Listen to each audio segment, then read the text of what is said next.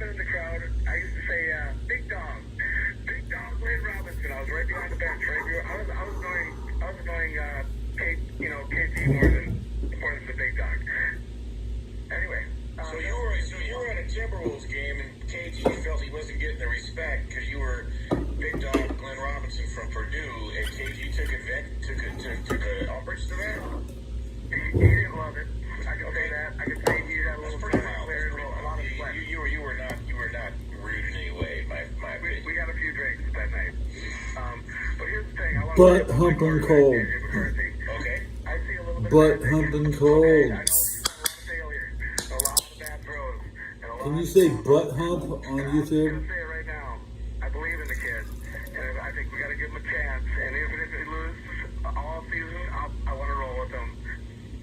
We've never developed a quarterback here. We've always had rentals. This is our own product. We're going to go through it. Hopefully this season is the season, and I have a belief that he might just show a little magic tomorrow. That's all I got to say, Bernie. All right, that's excellent. Appreciate it. And from what I know in my connection to Michigan football, I think in time J.J. McCarthy's going to be fine. I said the same thing about Bryce Young 2 years ago. You either got it or you don't. Take some guys longer into situations. I think a lot of Kevin O'Connell. I think the challenge is the Vikings are ready to win now, and J.J. McCarthy might not be able to make that leap. When you see what Sam Darnold is doing in Seattle, maybe Michigan. Charlie Kirk check that. Minnesota would love to watch JJ. Come on. Guessing a little bit. Might we have been better off to hang in there with Sam Darnold and run him for another year or two while J.J. McCarthy was developed? Now, in this day and age, it's heresy, right? You bring in a guy and start him. Steve Young sat around for 5 years before he ever started in the NFL. I know it's a different era. Same with Aaron Rodgers. Jordan Love. Steve Young wasn't good enough for. Be that as it may, they made their decision. But interesting observations on J.J. McCarthy there, Ryan, and I share a lot of those sentiments. But patience is a kind of a foregone commodity in our society. We're in a fast food society. And it was very refreshing to see that people are, in fact, rooting for Shedeur Sanders, because I'll tell you why. I think the guy has morphed into an underdog. You go back 3 months, 4 months, he was the ultimate overdog. Underdog mentality. Now he's become sort of this, kind of likable underdog. People are going to be rooting for him because there are prevailing perceptions that says Sanders may not have been treated fairly. Maybe if the NFL scouts should have given him at least a second-round grade. I never thought he was a first-round guy. I broke down why in nerd fashion. But maybe a second-round guy. And if they wanted to send a draft day message about humility, I think that's stupid if that really happened. I don't think the Browns coaching staff has invested a hell of a lot of time of energy in him. Because I don't think they want him. I think the owner wanted him. So you put aside all the debate about first-team reps in practice, and whether Sanders should have gotten more, whether he should have been elevated from second string to third string. You get all the guys that surrounded him, okay? And at the end of the day, he's starting Sunday in the National Football League. So, look, he threw 37 touchdowns and 4,000 yards in Colorado and completed 74% of his passes. I didn't see that one Yeah, not going out again tonight. In a first-round draft choice. But look, don't tell me, show me. He's got a golden opportunity. A lot of people. By the way, with the iHeartRadio app, jumping city people are out there. All of our Fox Sports radio. San Francisco's packed. Young people.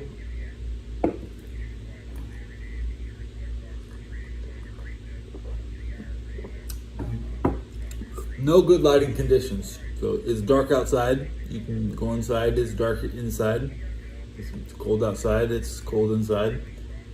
Yeah, it's like Russia. San Francisco weather is probably still better than everywhere else. I hate to think. Hey, I don't want to complain. I'm on easy mode.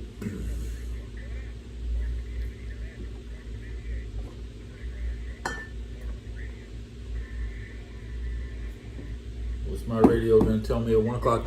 I haven't looked at any scores. I don't know who won the Penn State game.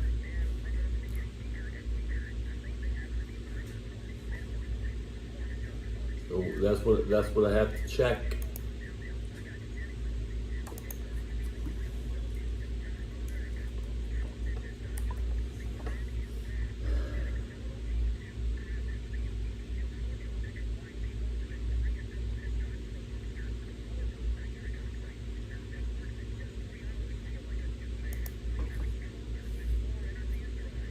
Fuck them, Oikos.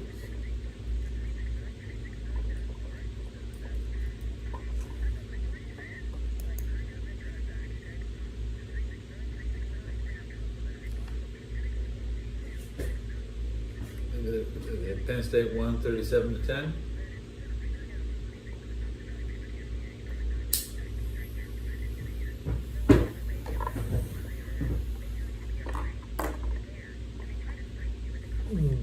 Beaver Stadium, home of the Lions. Yeah, that makes a lot of sense. Fuck Penn State. Even my grandpa was more interested in Penn State than NFL football. Man, fuck Penn State.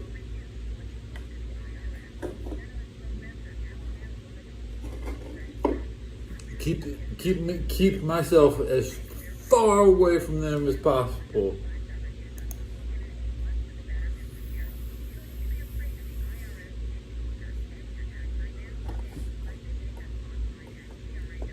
Heated. Yeah, heat up. It's fucking butt humping cold. It's fucking butt humping.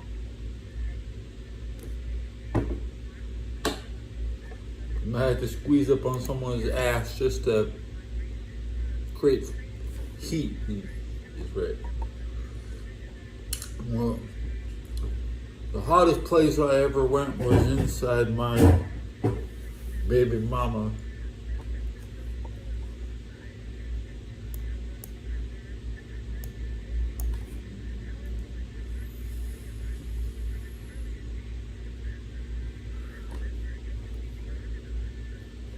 I'm cold. My hands are cold. My face is cold. My feet are cold. My knees are cold. My hips are cold. My back is cold. My dick is cold. You gotta heat it. You gotta heat everything back up. My balls are cold.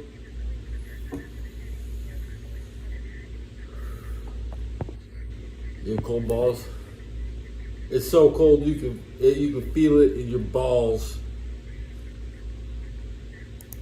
Not sweating. Definitely not sweating in the balls. It's kind of cold, but humping cold. It's kind of cold. That's what I said.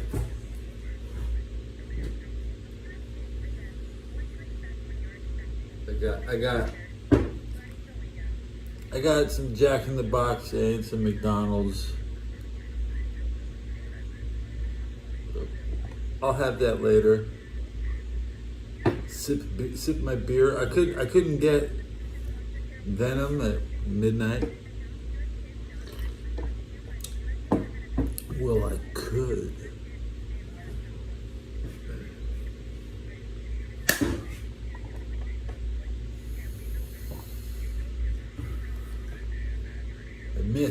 I missed.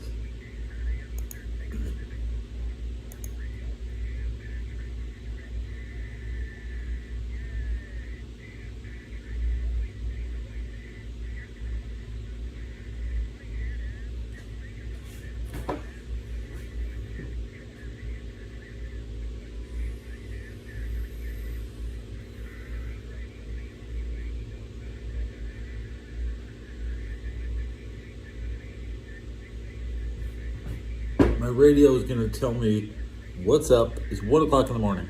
Let's listen. To find FS1 on your television, go to foxsports.com for details. FS1. Looking for the one, you're looking at the one. 95% of the game, KGMCFM and HD1 San Francisco. An Odyssey station. And here's what you need to know. In college football Saturday at 7. 7th-ranked Oregon, the Ducks defeated USC 42-27. 8th-ranked Oklahoma led Missouri at halftime Poor Trojans. 14-6, 17-6 Sooners. The final. I watched the pregame show. Top 10 for Texas A&M and Georgia, for Alabama and Notre Dame, which beat Syracuse 70-7. Number 11 BYU was a winner at Cincinnati 26-14. 12th-ranked Utah came back to beat Kansas State 51-47. Pitt pulled off the upset at number 16 Georgia Tech 42-28. Wisconsin beat Illinois. TCU won at Houston. The Bengals did not activate quarterback Joe Burrow, so Joe Flacco will start against the Patriots, who've won 8 straight. In the NBA, the Clippers won at Charlotte 55 points for James Harden. Sacramento won the late game at Denver 128-123 despite 44 from Nikola Jokic. I'm Steve DeSager. 44 wasted. Main event time. Ladies and gentlemen, it's time for a fast-paced, energetic show that offers comprehensive analysis and original opinions. I think tonight's the night. Let's go. This is the Bernie Fratto Show. We're taking you on a journey not often heard. This is a commercial for Bernie Fratto. This is not starting right now. The Bernie Fratto Show is now. Or it's now? Live from the Fox Sports Radio studios, here's Bernie Fratto. That's right, you heard the man. Bernie Fratto Show keeps rolling right along. My name is Bernie Fratto. We are coming to you live from the Fox Sports Radio studios here in Las Vegas. We'll take you up to 3 a.m. Pacific, 6 a.m. Eastern. We've covered a lot tonight, but we got a lot more to get to. And with the NBA season underway, no better guy to go to than our guy. 3 simple words. It's that time. It's Mark Medina Magic, our Fox Sports Radio NBA group. Mark, I know there's always a bounce in your step during NBA Cup season. Are you still fired up about the NBA Cup? No, I'm more fired up about LeBron James's return. It's probably the second most anticipated return behind, your return to the studio this tonight. Thanks a lot. I appreciate Joe that. Burrow's return. I thought it was like at least number 7 behind the McRib sandwich returning to McDonald's or something. But anyway, Obviously, they go from Joe Burrow's return to Hey, by the way, we are going to get to that. Joe. You wrote a really good article this week, and I would just say this. Joe Mixon return. Before I do, I didn't get a chance to talk to you last week, and I would have certainly wanted to, about the situation regarding Nico Harrison going bye-bye, and what triggered it, and why didn't they wait till the end of the season? I know that Mark Cuban's sort of back in power, and there's even rumors they're going to trade Anthony Davis, and Mark Cuban denies that.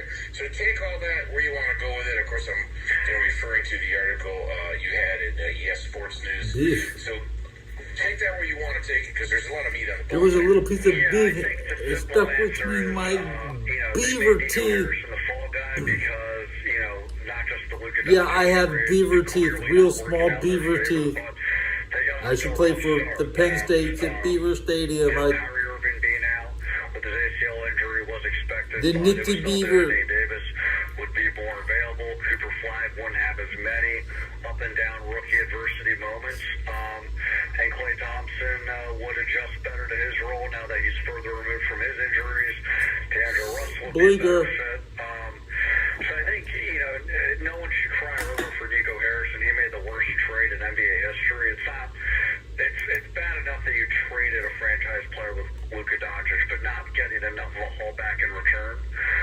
That's number one. But number two, it also makes him the convenient fall guy. It camouflages the reality that Patrick Dumont rubber stamped this deal and was on the record saying that in Nico we trust.